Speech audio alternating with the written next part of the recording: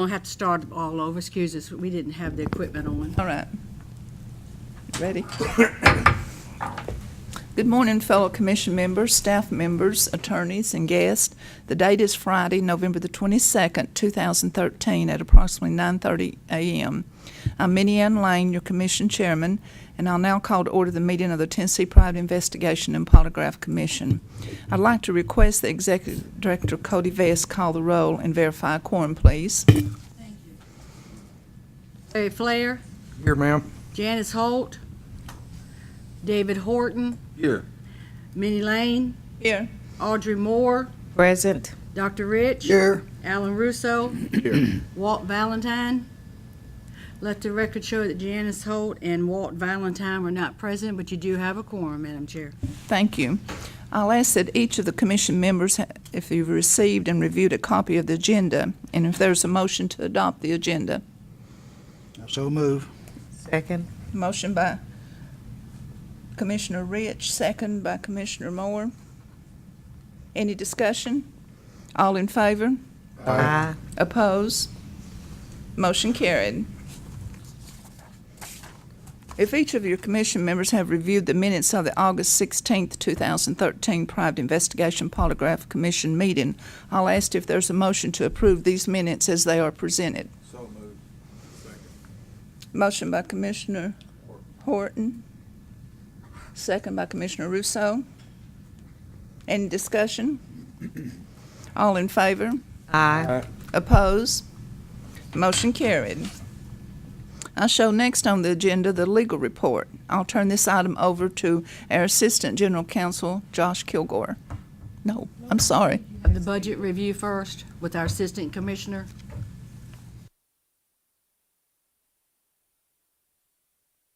I must have the, I do.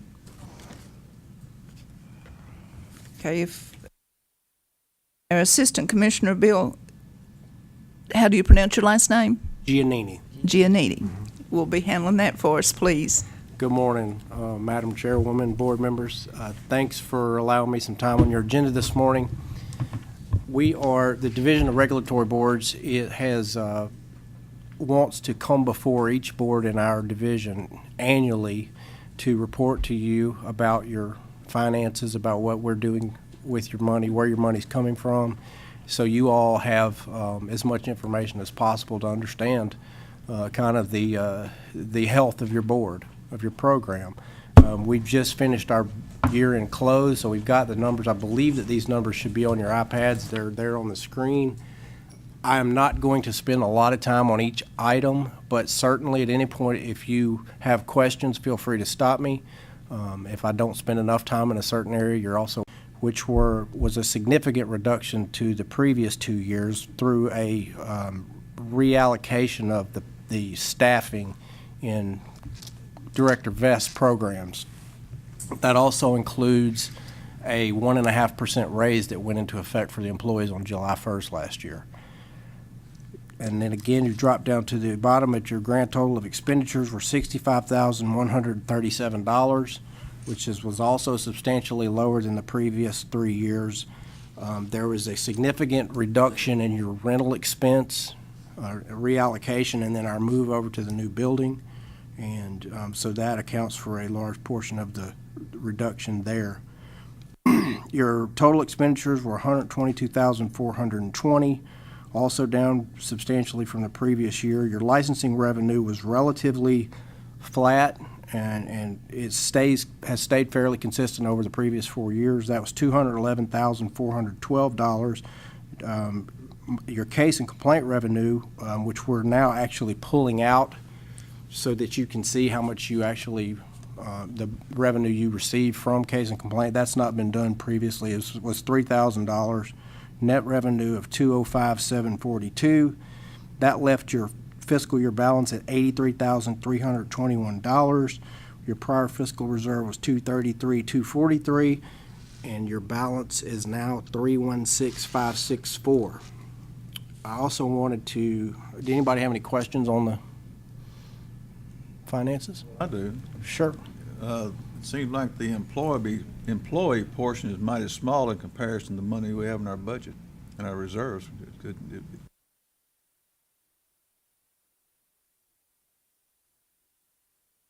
No, sir, that's set by the governor and the,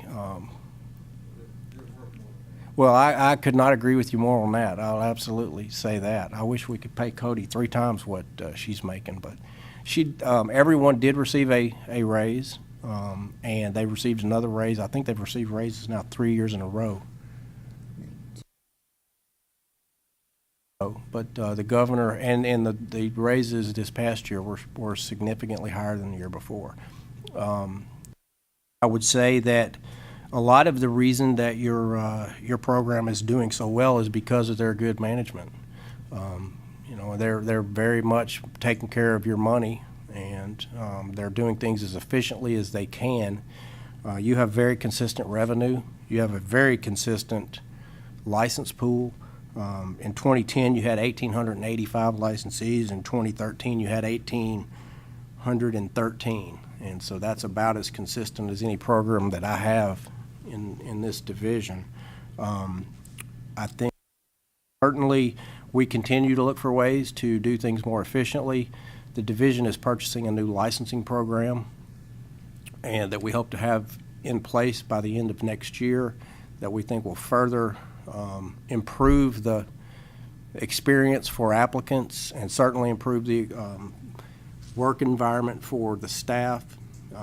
They have already been participating in Cody's programs in particular, have spent a lot of time helping to advising the software company that's helping us to implement that, and that we will be able to take the staff that she does have with the new system and find higher uses of their time, because so many things will be electronic.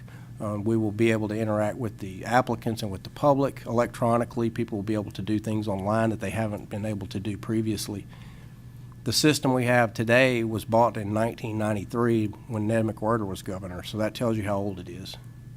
And we are, again, we're going to continue to try to find more efficient ways to license your profession, and we hope to be able to come back to you every year. I do think that when a board we're very cognizant of the reserves, and we don't want to continue to add to the reserves. I think at some point the board might consider, a fee reduction if it should continue down this path. That's certainly something that we administratively hope to see through good, efficient management of your money. That when a board is consistently run at this kind of fiscal year balance, again, last year it was $24,000. Previous year was $4,310. So I don't think that you're to a point yet where it would probably be the responsible thing to look at a fee decrease. But certainly if we're able to continue this trend over the next 2 to 3 years, then that might be a topic for the board's discussion. Giving applicants a fee decrease, why can't we give our people some rule against that I'm not thinking about or don't know about? Am I going the wrong direction? If you are, just say, shut up, David, and I'll quit. But these people do an awful lot of work for us. Yes, sir. Who are citizens who don't get paid. Right. The department doesn't set the pay scales. The pay scales are set by the Department of Human Resources. I can tell you that the governor has spent a lot of time the past year evaluating the pay scale, and that they are trying to level up and to get more commensurate with the private sector with pay. That is a small piece of the bigger piece of his bigger initiative to improve the service that anyone receives from state government. He realizes that if we don't pay good people, we're not going to be able to retain good people. And I think it's been exemplified by the raises that have been delivered the past 2 years. The raise this past year was about 6% on average across the board, which is a substantial raise. And I believe it's the largest raise that I recall at any time for state government at one time. So I hear what you're saying. We all agree that your staff is worth more than they're being paid. I can tell you, however, the governor agrees, and he is working hard to do that. But and they're looking at literally case-by-case basis and doing job studies to determine where we're paying people, where we should be paying people more.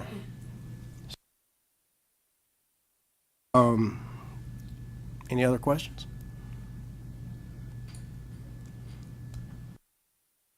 Certainly appreciate your time. I and- certainly appreciate you, and thank you. And, feel free to contact us anytime. Again, we're going to do this annually every year once we get to budget to a year-end close and come before you and let you know where you're at. And again, I'll commend your staff. They do a great job. They work very, very hard. Cody has some of the most tenuous programs to manage, and she does a great job.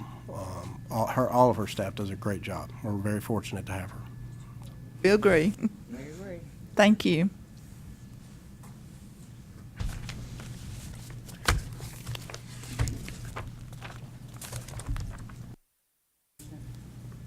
Thank you, Director.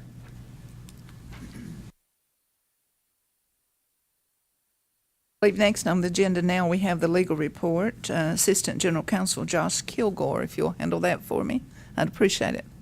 Madam Chairwoman, our first case here is case number 2013-017881. This complaint was opened pursuant to another related complaint that the commission was presented last meeting. The same facts in this one. The complaint was established due to the fact that respondent failed to notify the commission within 30 days as required by law of employee private investigators' arrest for reckless driving, violation of implied consent, and possession of a legend drug without a prescription. Respondent was arrested 9/15/12 and did not notify the commission office. Respondent owns her own company. Respondent was later found guilty of the reckless driving and violation of implied consent law. Respondent stated that it was not her intent to fail to disclose or hide this arrest from the commission. She states that it was a case of her embarrassment over the arrest clouding her judgment. She accepts responsibility and promises to comply with the commission's findings in this matter and all of the commission's laws and rules from this point on. Therefore, my recommendation is to authorize formal and send a consent order in the amount of $125 for violating TCA 6226-213, Part 3. Is there a motion? Are we limited to $125? Let's- Oh, no, I'm sorry. I move we second. By Commissioner Russo, is there a second? Second. Second by Commissioner Moore. Any discussion? A question, why we cannot. Yes, you're not limited to 125. However, this 125 would be consistent with the civil penalty that the commission authorized as to the individual, which was presented at the last meeting. And this is the individual's company license that would receive this discipline.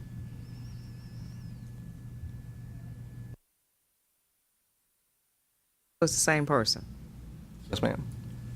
So I don't see that. That to me would not deter me from violating the rules if you're just going to charge me $125 because I'm going to charge that much an hour to do PI work. That's 1 hour's work. Of course, I have a staff and expenses come out of that, but it just seems like it's mighty small, and I just want to voice that.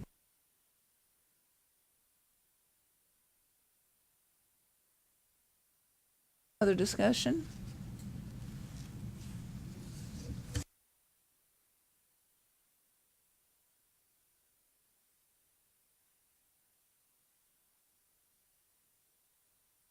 Favor that motion? Oppose? We have all in favor except one opposition, and that's Commissioner Horton.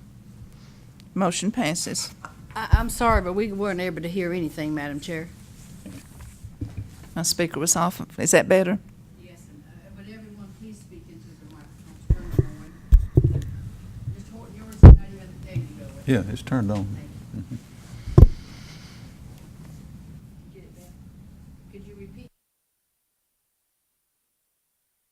I got the motion, I just couldn't tell who voted. We had a motion by Commissioner Horton, No, the motion was Commissioner by Russo. Mr. Russo and second seconded by by Commissioner Audrey Moore, to concur. to concur. We had one opposed, and that was Commissioner Horton. The motion carried. Okay. Case number 2013-01-5581 and 2. Complaint alleges that respondent, investigator, and related investigation company engaged in unethical conduct when the investigator did not perform witness interviews in the manner as instructed by complainant. After further inquiry, it appears that complainant was upset with how interviews were handled and the information provided to her by the investigator. The investigator states he was contacted at the last minute, which was 2 days before complainant was to conduct witness interviews, as she was acting as her own attorney.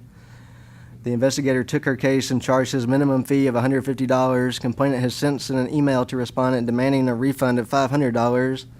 The investigator performed the interviews as stated in his contract and states he used his discretion in how to best obtain the most information for his client.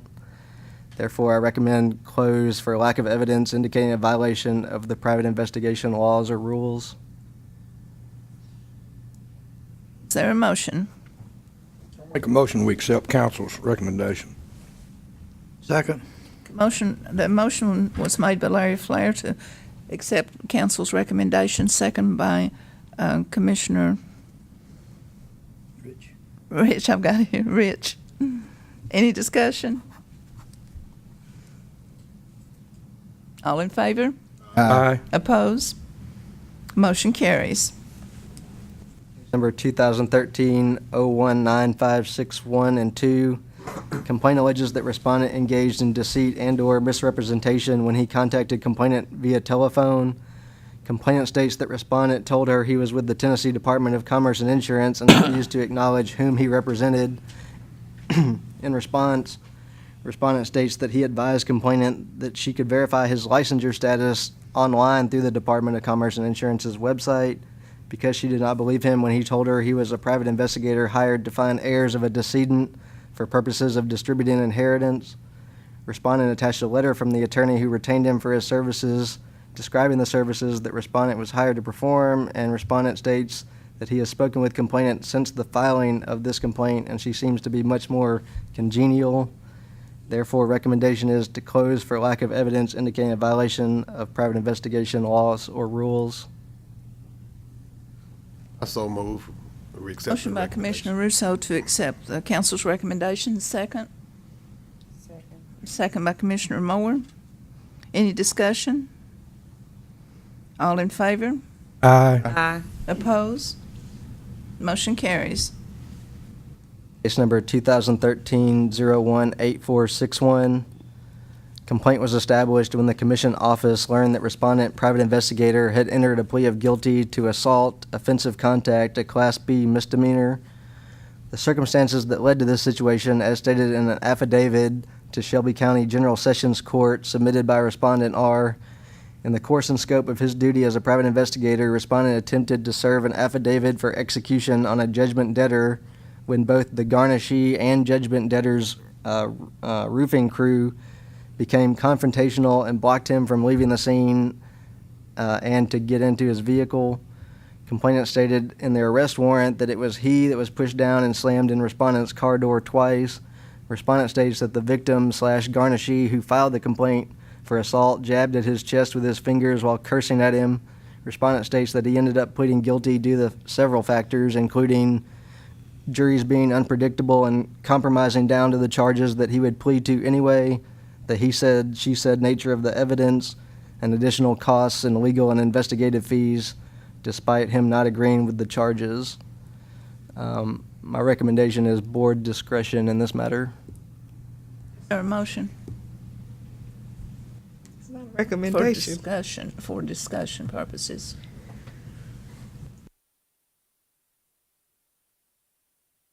I have a question, really, of council. I Need need a a motion. motion. Well, I'll make a motion so we can ask questions. I'm gonna second it so he can ask his question.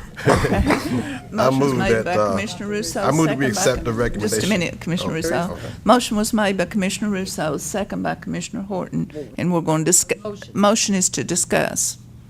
Okay. Discussion.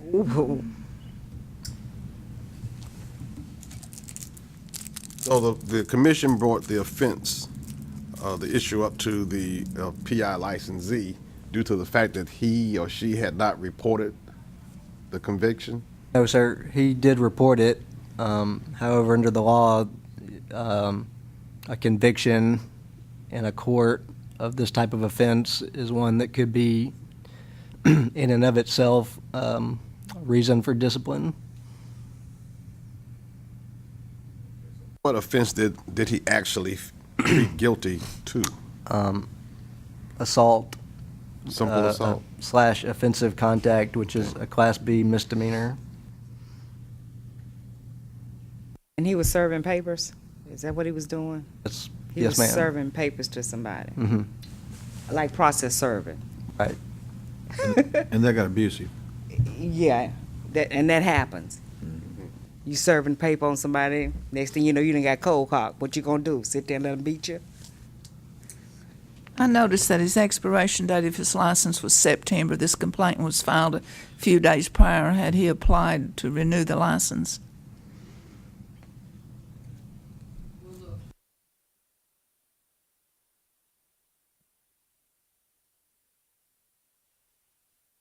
He or she.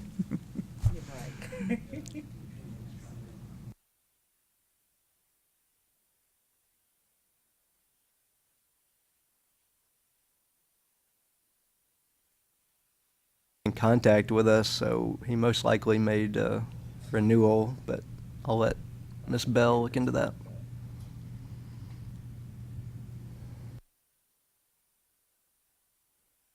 Counsel, Larry Flair, I have a question, please. Do you know if this is an expungable misdemeanor? Is Class B on assault offensive?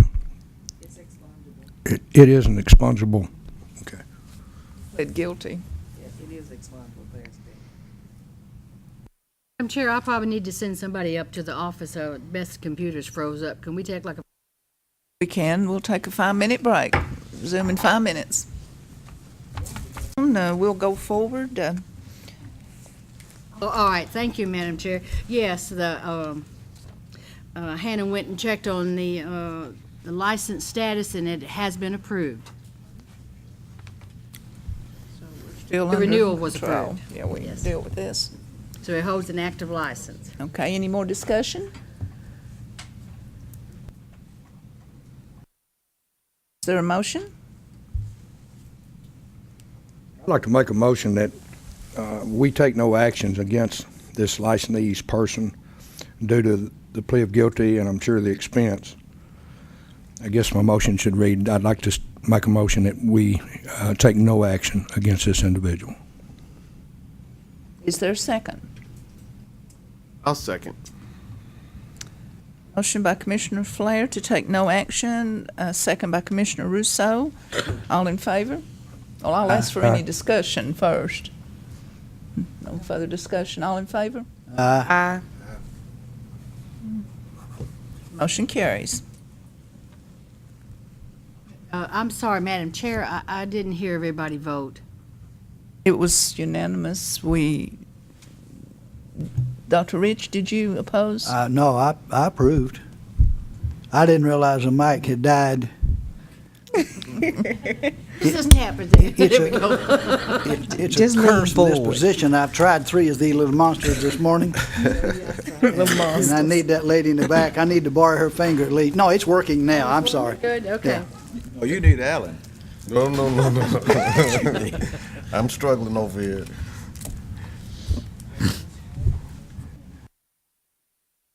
Concludes my legal report. That concludes it. Okay. Make a motion, we accept the legal report, Madam Chairman, if it's needed. I don't believe we ever made a motion like that. Don't need that, Because, okay. no. All right, good. We made a motion on each individual item. Okay. Okay, next we have administrative matters. I'll ask Executive Director Cody Vest to handle that. Thank you, Madam Chair. First of all, I'd like to recognize some of my staff that's here with us. Of course, I have Beth Bell with us today, as always. But in the back of the room, you have Hannah Manning, who you've seen at a lot of these meetings. And then sitting next to her is Jackie Cunningham, who will be working with this program with the boards, with the also have Mark Amick with us today in the audience. Mark is going to be working with me closer and closer in with the everyday operations, so you won't be seeing him very much from now on, unless he wants to pop down and say hello. All right, if you would, we'll just go ahead and start with my report, which is the Regulatory Board Disciplinary Action Report, which is going to be Exhibit C. Okay, the first one you have is September. Private Investigation Commission, if I added that right, it's going to be $2,125 in civil penalties for the month. Huh?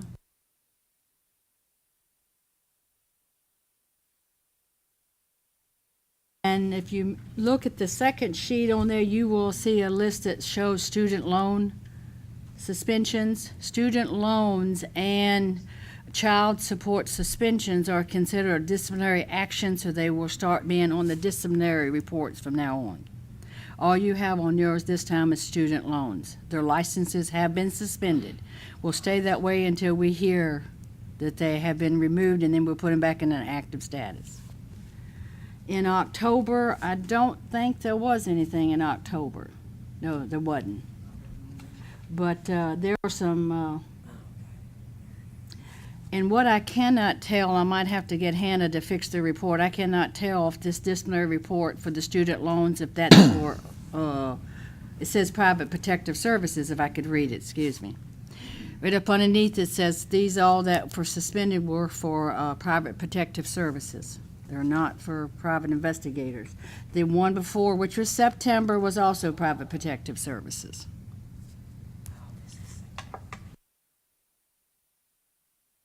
Would go to Exhibit D, which is our complaint report. You'll see on there that we have 5 complaints, but your staff attorney today has presented 4, so that's going to leave us with 1 complaint. And that's probably that consent order proposed, if I'm not mistaken. So he's still working on that one. All right, if we'd move right along to E, and that's your monthly reports. I'm not going to spend much time on this. This is the same report we give to you every month. Of course, it has different figures on it. The first one, if you look at it, is October. The alarm. Let's move on over to the locksmith, private investigation and Polygraph Commission. There are currently 2 commission members whose terms expired on 9/30/11. That is Commissioner Audrey Moore and Dr. Rich. Well, Dr. Rich, we have just been notified that he has been reappointed. And we have 2 commission members whose terms expired 9/30/13, which is Janice Holt and Kendall Shull. I've not heard anything about anyone except for Kendall Shull, who has received his notification from the governor thanking him for his services. We will be having a new commission.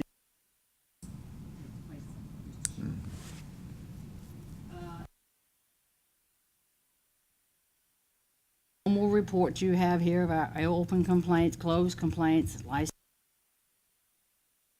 out to you in advance because it's so big to have to sit there and look at. But of course,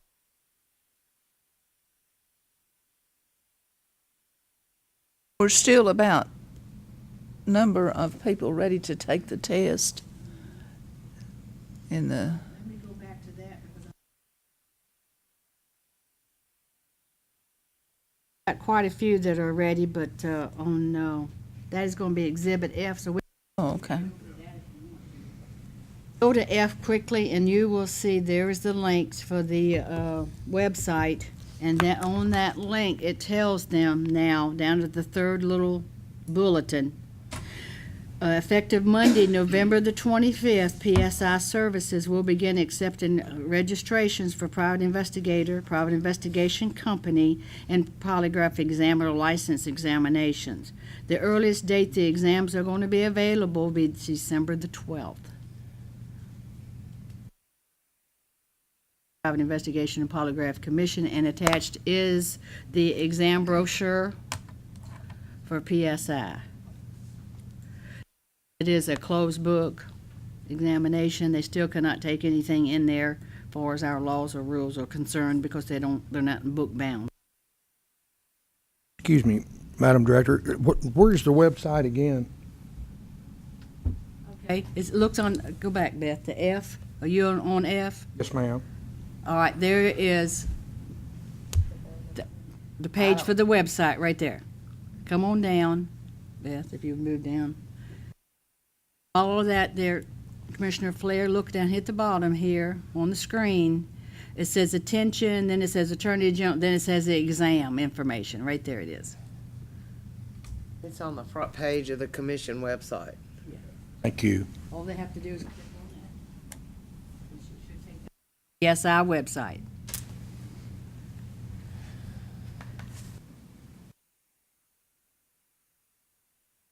Yes, there are quite, to answer your question, Madam Chair, yes, there are a few people who are waiting to take that exam. We did the monthly report. I skipped something there. Report, exam, yeah, we're ready for Exhibit G.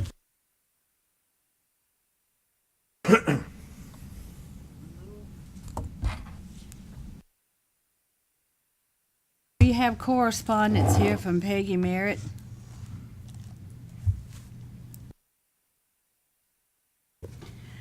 I feel like whenever a private investigator contacts the commission office with a problem, a suggestion, or something they want brought to the board after I discuss it with the staff attorney, find out it's in our realm to do it, I like to bring this information to you. I would like for you to take a few minutes and read this. Peggy Merritt has been ill. I think she's under a misinterpretation of the, what do you call it? She wants our license. To retire a license, it's $100. You just send us notification. You have to, of course, your license has to be active. You send us $100. We put you in retirement. You stay in retirement, then you renew every 2 years. $25, I think it is, to renew. You do not have to get continuing education during this period of time. It is when you bring out your license from retirement to where you have to pay the $100 to bring it back out, and then you have to get the continuing education, 12 hours, in that time frame to pull it out. So when you read through this, I think she was a little confused here, but what she's saying is she wanted you to look at the price of the retirement. She thinks that fee is a little high. That fee there, but she had questions and she wanted me to bring that to you. So if you would, please take a few minutes to read that.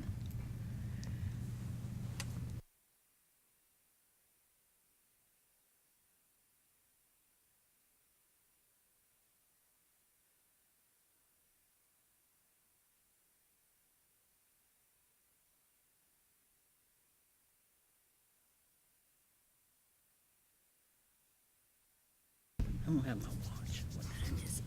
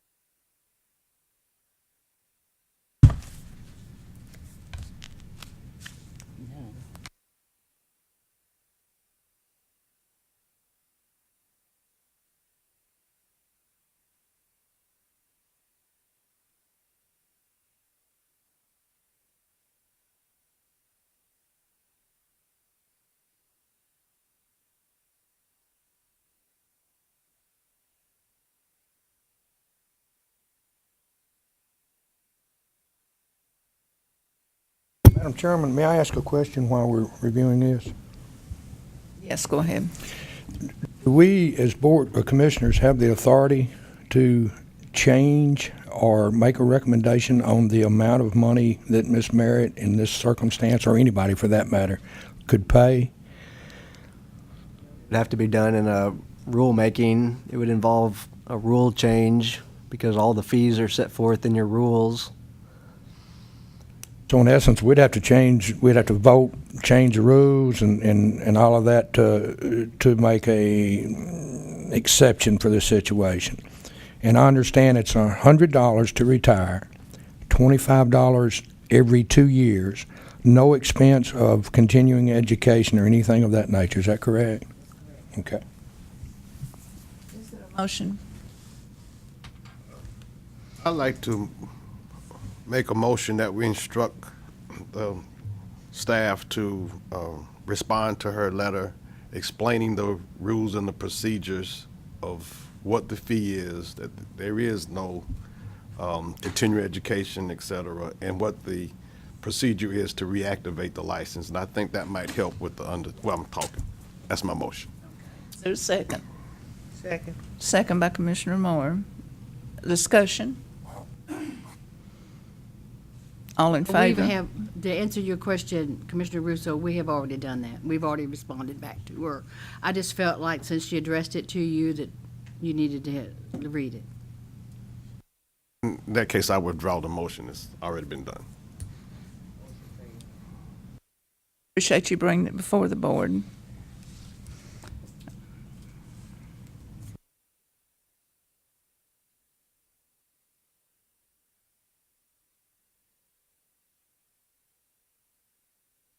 All right, the next thing on the agenda under mine is H. We do have Ms. Moncrief, if I pronounced that correctly, in the audience. What we have here is her, if you go through and for H and look through there, has 300 hours here, 150 hours there. She has extensive education. She has more hours than that.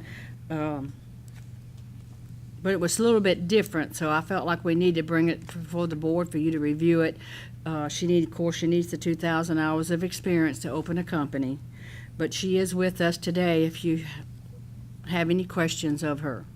If you want to take a few minutes, look over Exhibit H, then have any questions, we'll ask her to come up. If she'll go ahead and come up while we're looking at this.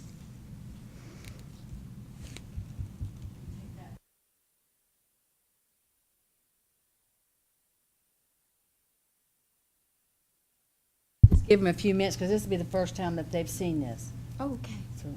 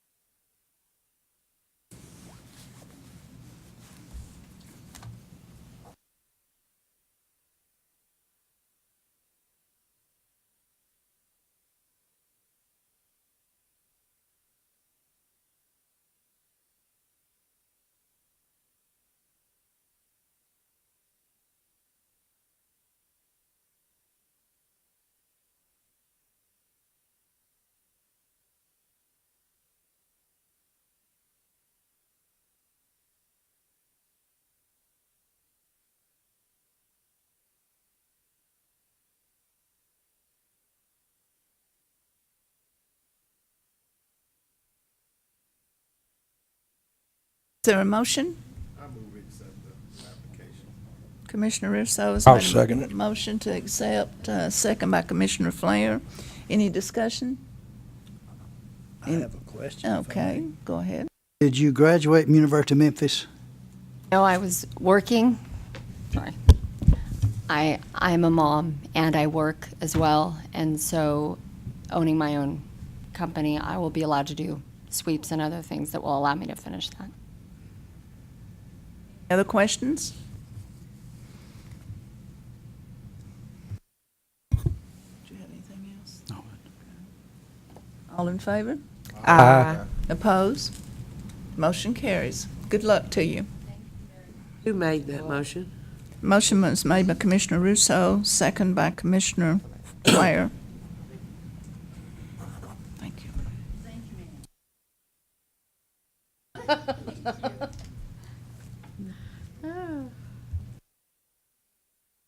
That is going to finish up my segment, Madam Chair.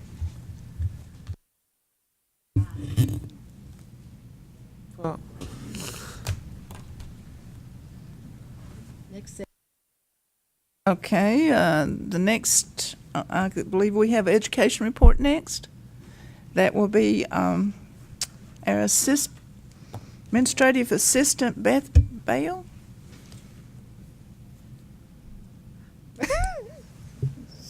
off, didn't I? Yeah. Good. oh my goodness. We've got it all together now. We'll turn it over to Beth. Okay. Since we have finished earlier than expected today, and again, bear with me because I wasn't expecting to do this. Before we get into the education review, we're going to review the presentation that I gave in October to the Tennessee Association of Investigators and afford people here and you guys the same opportunity to review the terms of the reciprocal agreements, just to clarify any questions anybody may have. And again, I'm not a public speaker, but you can ask questions and we have a variety of people here that can answer them today. So. That's good. Again, I'm not gonna go through the whole thing. I'm not gonna get up and walk around the room and wave my arms around. Like But you we're did. gonna- Yeah, well, probably. But since I already had it on the laptop and we had a little bit of time, I really thought it'd be a good thing if you guys see the terms of these agreements too. Audrey's already seen this. She can actually probably give the presentation, so. But anyway, on October the 26th, I went to Memphis and spoke to the Tennessee Association of Investigators at their annual conference. And I did a 1-hour presentation on reciprocity and about a 1-hour presentation on our ethics rules. So I don't know if y'all can see the screen. You might want to back up so you can see the one behind you. Just so you can see, because it's not on your iPods, pads, sorry. It's not. Dr. Rich, would you mind coming over here so audience and Madam Chair, would Can you you guys mind? see the screen back here? I'm blocking For their view. continuing education as well, okay. I might just roll behind you. Will this get me out of the way? As long as you can It see. blocks me. Oh, go ahead. I can see over. I think we've got enough projectors, we probably don't Oh, need, wow, see, perfect. that ain't gonna help. Yeah.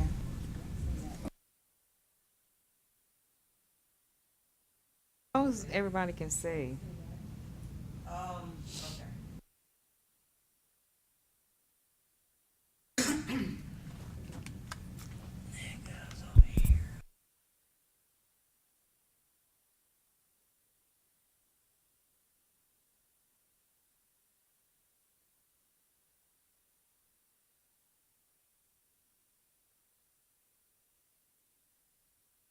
As a general overview on this presentation, I just did a license count so everybody would be aware about how many we have right now. Currently, there are 1,903 active, at least they were on October the 25th. 36 in a delinquent status. We had 45 retired private investigators, 25 active apprentices, 593 PI companies, and 15 that are in a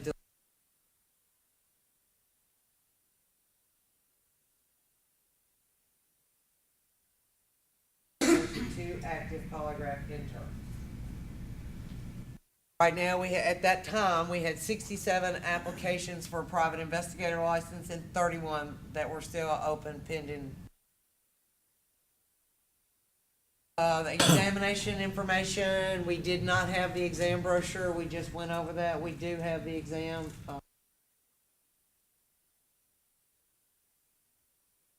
Prosody. This is the Wikipedia definition.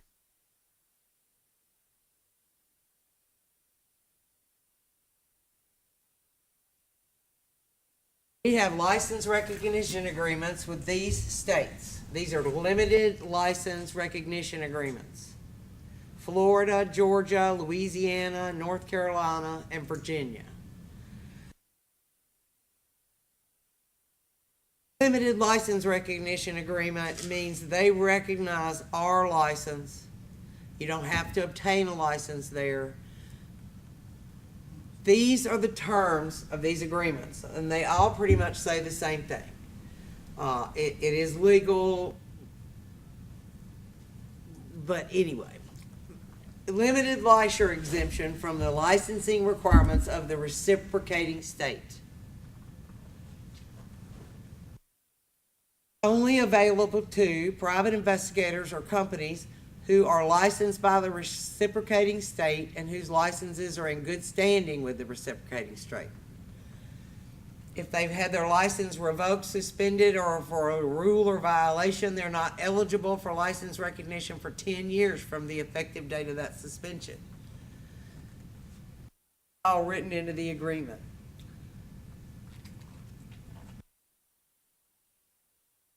Investigations in the reciprocating state are limited to 15 days per agency, per case, per year. Investigations exceeding the 15 days must be handled by a licensed agency in that state. Authorized private investigators or private investigative agencies to solicit business in the reciprocating state or to conduct private investigative business other than as specifically stated in these agreements. Furthermore, all individuals exempted under this agreement be affiliated with a properly licensed company, an irrevocable consent that serves a process in any complaint or disciplinary action filed against the investigator arising out of their activities in the reciprocating state may be made by delivery of such process to the administrator of the licensing board for the state they're licensed in. That means if somebody were here in Tennessee handling a case or soliciting business using this agreement, then we would accept, actually that's reversed. It's one of our licensees was in another state. We would accept service of process to send a complaint to that individual. In addition, the investigative agency consents to the jurisdiction of the reciprocating state should a complaint or disciplinary action be filed.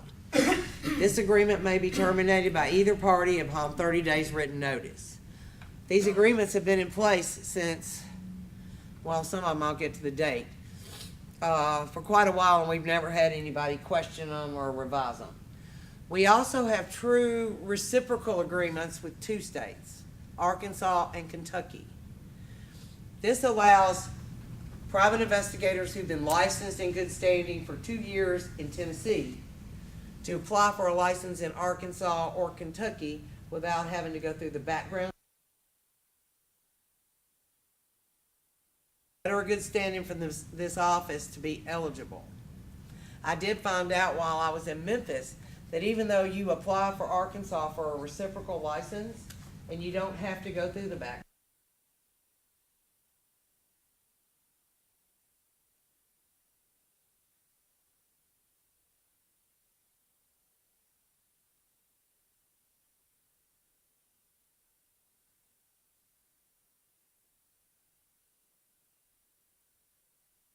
Also have to have taken the test and not been grandfathered in.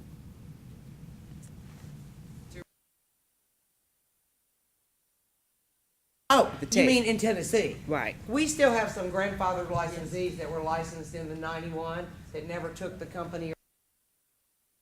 letter I prepare for Arkansas indicates if they were grandfathered or if they qualify by examination.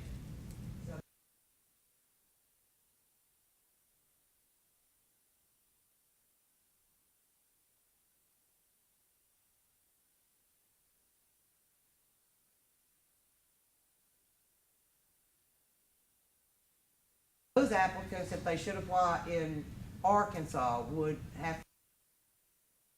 Kentucky is not as picky. Licensed in Tennessee for over 2 years, you can apply there.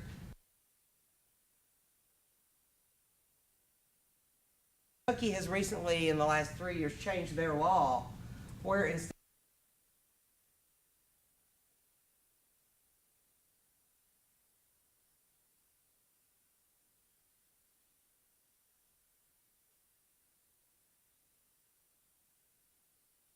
qualify here as a sole practitioner would qualify for our company because they're actually operating one. But the Kentucky agreement is a little bit different than the Arkansas agreement. The language is just a little bit different. This was drafted in 04 or 05. This is how it starts. Whereas each party's education, examination, and/or experience requirements for the licensing and registration of investigators and companies meets or exceeds the qualifications established by each respective state, such that the private investigators and companies licensed by the state of Tennessee may be granted an individual and/or company agency license based on this reciprocity agreement with the Commonwealth of Kentucky, and be granted an individual or company license based on this reciprocity agreement with Tennessee and Kentucky. Licensed private investigator who resides, and the key word in most of these agreements for the actual reciprocal is reside. Live in Texas that have an Arkansas license that want to apply under the reciprocal agreement, and their business is in Texas, so they're really not eligible. Just FYI. Anyway, may be granted an exemption from the examination and fingerprint requirements of the reciprocating state, may be granted a license upon the filing of the following. You have to actually apply for a license in that state. You have to give them all the information that you had to give us to get a company license or an individual license here. A statement that the applicant has read and agrees to comply with all the provisions of the statutes and regulations governing PIs in that state. A statement that the applicant agrees to cooperate with any investigation initiated by the regulatory agency in the other state, and they have to pay all the fees. The agreement was entered into in June of 05. Kentucky's law was enacted in 2004. This is the Arkansas agreement. It's just a little bit different. The general language at the front of it is very similar. But when you get into the other parts, and it was established in, I believe, in the 1999, satisfactory to the other party is applicable to their respective statutes. It's agreed that a resident or sole proprietorship, and you see here the key, residence, or sole proprietorship, partnership, corporation, or other business entity of Arkansas or Tennessee, licensed through examination as an investigator, may be granted an exemption from the examination and fingerprint requirements of the state, contingent upon filing the following, which is almost identical to the Kentucky agreement. It's the same. This one, you have to have been in good standing for at least the past 2 consecutive years before you apply there. The same statements are required here. You have to agree that you've read their laws and rules and that you agree to cooperate with any investigation and pay their fees. Same language that's in the Kentucky agreement. Statement that they've not been suspended, revoked within a period of 10 years immediately preceding the application, and the letter of good standing that we prepared has to come in. It has to clearly state you haven't been disciplined.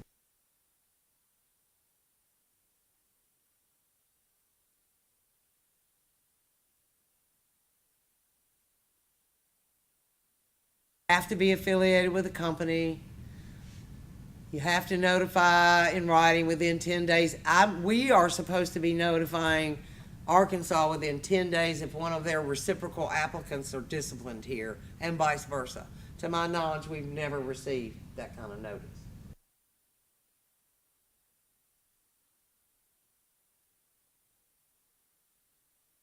Statement, when you apply in Tennessee, this is the statement from if you're applying out of Kentucky.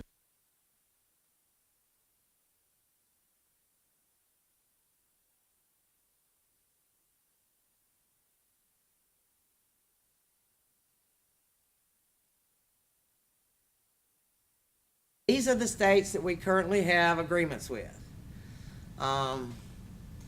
Most of this, and I can email you guys these links if anybody needs them. Louisiana, Kentucky, Arkansas, Florida, North Carolina, and Virginia. I researched this in October, so I think I've got all the right websites. Florida has changed. They used to be through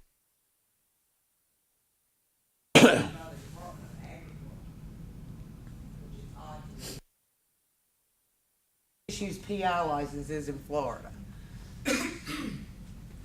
On Louisiana's website, I found this information listing the states they have agreements with. They have full reciprocity with Arkansas and Oklahoma, and limited reciprocity, and they have a limited reciprocity agreement with Oregon and California and Oklahoma. And I believe if the commission approves it, we should contact those states to see if we can also enter into a limited license recognition agreement with them. Yeah, well, all of them. You never know when you might need to go to Oregon. We actually sent one to Oregon years ago, and I don't believe we ever got a response. That would have If been you in send the someone 90s. else, Huh? if you need to send someone else, send me. Okay. I'd like to go. This is what I found on Louisiana's website. So it does match pretty much what we've got on ours. North Carolina's website also had very similar information, and they also have agreements with California. They didn't list Oregon. It's pretty much the same information we have on our website. They allow 30 days per agency per case. And you'll notice, except for Tennessee, which only allows 15.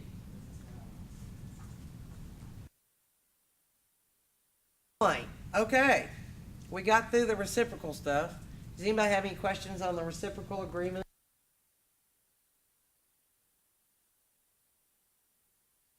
Any rest of it, or are we going to move forward with the education review? Let's keep going. This is the complaint statistics that in October.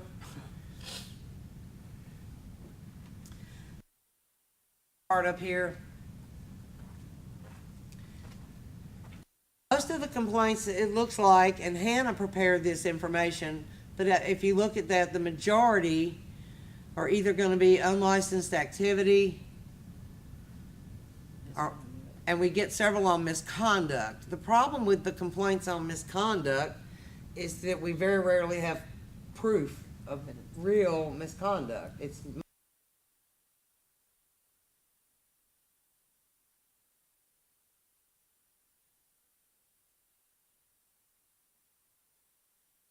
had a real tiny percentage that was conflicts of interest.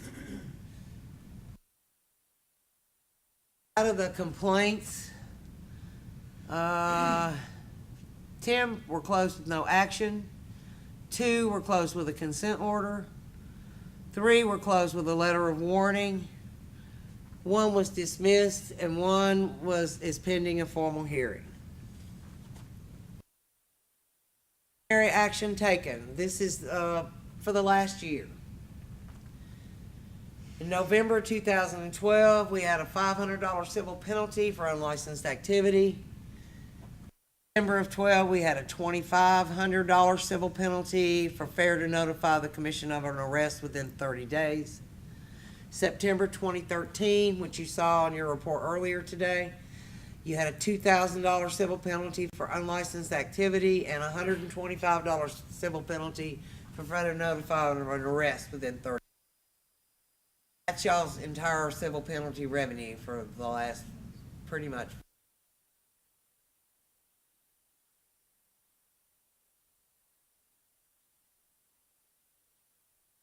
I believe if there's a final order issued and the civil penalty paid, if there is an executed final order, and correct me if I'm wrong, then we do report it. But if it's still an outstanding consent order and they haven't agreed to it, we can't report it. But if they agree to it and set up a payment plan, then we report the whole thing when they agree to it. And then if they don't meet the payment plan, then we reopen the complaint and take action. And it included this for those there, just because we had so many complaints, we're fair to notify the commission. I put the language in here of a good percentage of our complaints are people that notify us on their renewal. Us within 30 days that they've been charged with anything. And we might just be for something simple, but they're still required to notify us. So they violated the commission's laws and rules because they didn't notify us. In most cases, when we get a notification that somebody's been charged with a crime, be it trespass, type of assault that we heard earlier, or anything, they notify us within 30 days. Okay? If they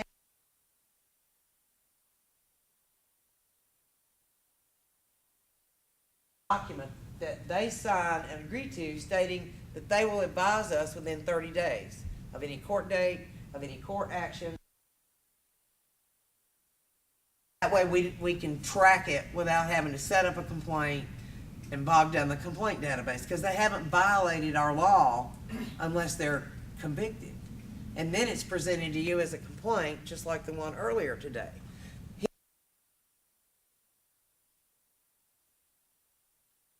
continued to notify us during the litigation monitor period of court dates. But that's why I put this language in there, just so you can see what you are required.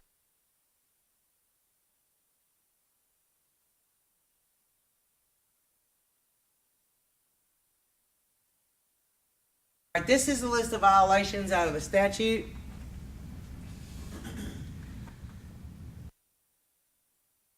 Unsubstantiated monetary charges for services not rendered.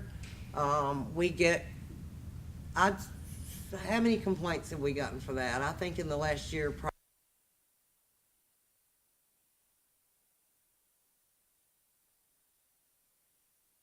information obtained for our client during an investigation to another individual except as required by law, which I believe is a subpoena.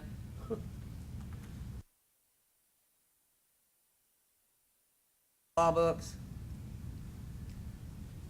And these are your rules on professional conduct and standards of practice. We reviewed these at the seminar just because a lot of people aren't aware of some of these. Hey, Pat.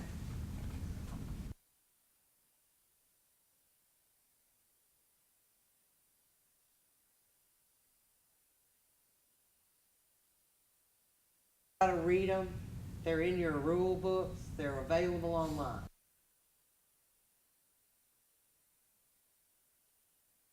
Primary obligation of a licensee. I don't know how many of y'all have actually read through these rules. Well, let's hope everybody raises their And, okay. We made them.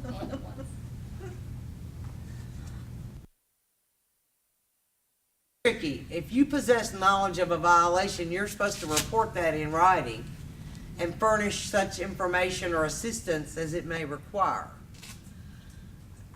I don't know how many of our licensed PIs actually do that. I think they don't want to get. The rule would appear to me to make it required. If you know somebody's violating our law, you need to report it.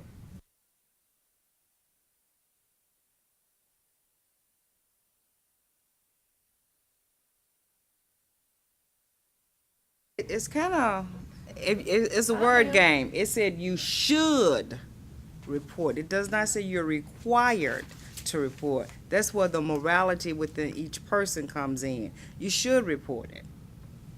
That's where your ethics begin. This is when, during that seminar, everybody raised their hand and said, I reported some guy 15 years ago, and y'all And didn't nothing do anything happened. about Didn't it. do anything. And did And nothing you happen. know, Again, Supposed to usually report we that have evidence. not enough information to pursue it. I think the biggest problem is that we don't have proof, especially when you get into ethics violations.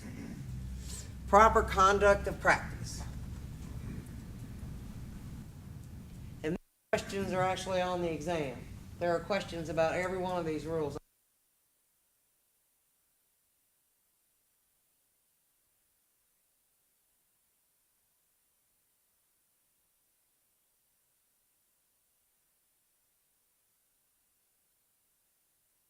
Competence, malpractice,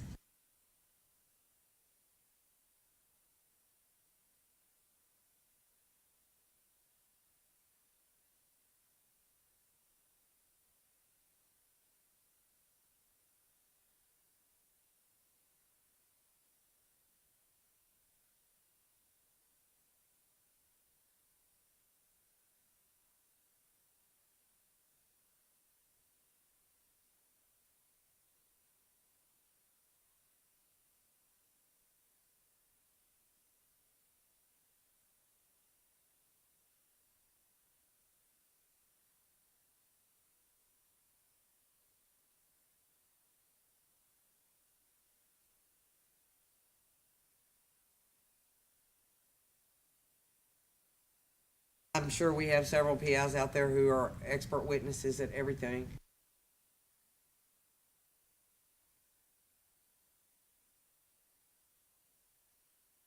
Not accept compensation, financial or otherwise, from more than one party for services on or relating to the same investigation, set of circumstances. Licensee shall avoid all known conflicts of interest and promptly inform their employer or client of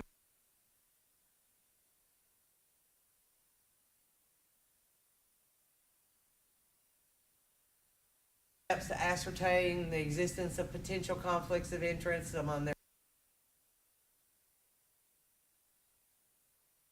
difficult to devote himself with loyalty and singleness of purpose to the best interests of his or her client or employer.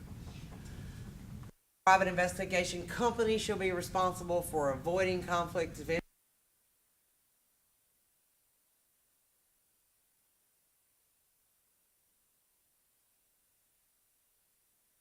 The licensee or employee of a licensee shall contact or cause to be contacted any individual under investigation for the purpose of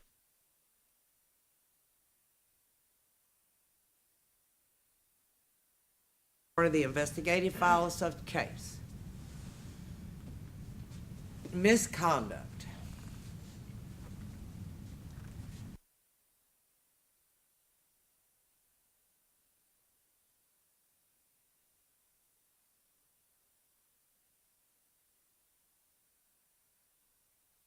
Licensee and his or her employee shall not represent, identify, or suggest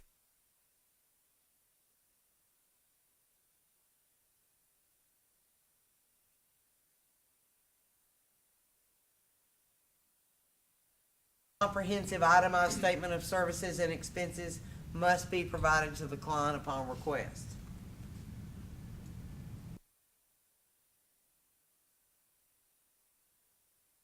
Licensee shall not falsely or permit misrepresentation of his or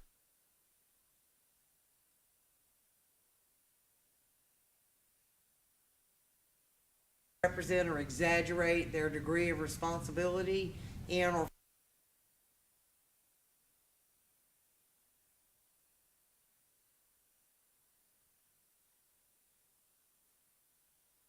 acts concerning employer, employee, associates, joint venture, past accomplishment with the intent and purpose of enhancing their qualifications.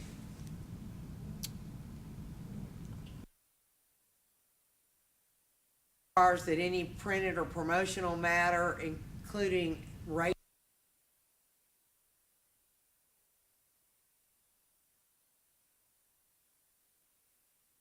licensee shall accompany any DBAs, also known as, and alias names under which the licensee operates. Failure by a private investigator to indicate the investigation's company to whom they are affiliated, promotional materials shall constitute misrepresentation.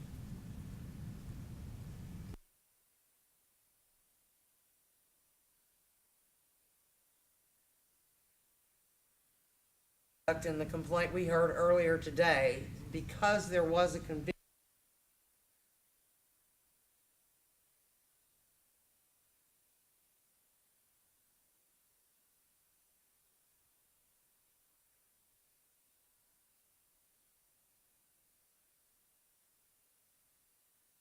responsible charge of any private investigators affiliated with such company. In addition, the company shall be subject to discipline for any violations of the Licensing and Regulatory Act and any rules promulgated thereunder committed by its affiliated private investigators. If the company knows or should have known about the violation and failed to take timely preventative or remedial measures. Got several pages on confidential client information. I'm gonna let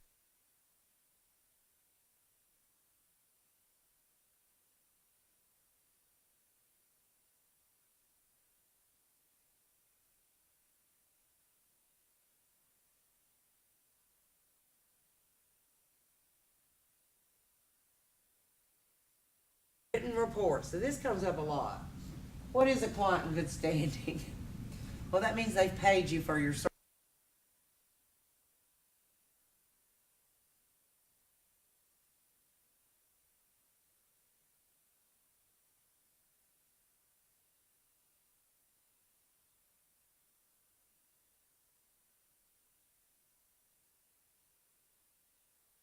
That was a lot faster than it went in Memphis, sorry, but I thought y'all would enjoy that.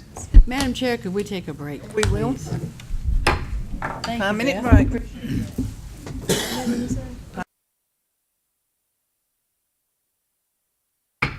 Call meeting back to order, and at this time I'd like to call on our Executive Director, Cody Vest. She has an announcement I believe she wanted to make. All right, thank you very much. Yes, we would like to, get my paper here, thank Pat Riley, Minnie Lane, and Michael Smith for assisting PSI with the exam, exam brochure and the new exams. They did a webinar. Pat Riley, from what I understand, was doing the section for private investigators. Minnie Lane did the private investigator section and with the polygraph, and then Michael Smith also participated with polygraph. Pat Riley's in the back if he'd like to stand up. Thank you.